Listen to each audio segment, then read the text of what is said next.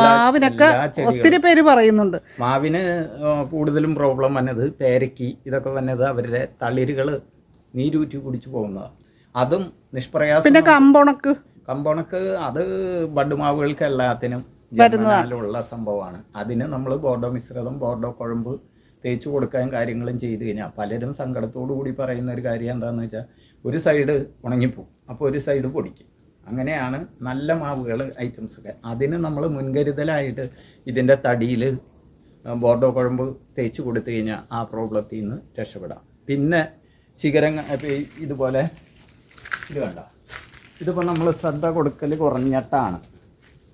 ഇതിൻ്റെ ഇതുപോലെ വരുമ്പോൾ ഈ തളിരുകൾ വരുമ്പോൾ നമ്മൾ ഇതിന് സ്പ്രേ ചെയ്ത് കൊടുത്താൽ ഒരു 3 ദിവസം ശ്രദ്ധിച്ചാൽ നമ്മൾക്ക് ഈ പ്രോബ്ലം ഒന്നും ഉണ്ടാവില്ല. അതുപോലെ ഈ മാവിൽ ഇതുപോലെ ശിഖരങ്ങൾ പുതിയ ചെനപ്പുകൾ തളിരുകൾ വന്നപ്പോൾ നമ്മൾ സ്പ്രേ ചെയ്ത് കൊടുത്തു. ഒരു പ്രാവശ്യം കൊടുത്തുള്ളൂ, എന്നാലും അതിന് പ്രോബ്ലം ഒന്നുമില്ല, കാര്യങ്ങൾ ഉഷാറായി കിട്ടി. ഇത് നമ്മളൊരു 3 പ്രാവശ്യം തളിര് വരുമ്പോൾ 3 ദിവസം നമ്മളൊന്ന് ശ്രദ്ധിച്ചാൽ ഒറ്റ ഇലകളും പോകാതെ അതുപോലെ തണ്ടും പോകാതെ കിട്ടും. അല്ലെങ്കിൽ ഇതുപോലെ ചീത്തയായി.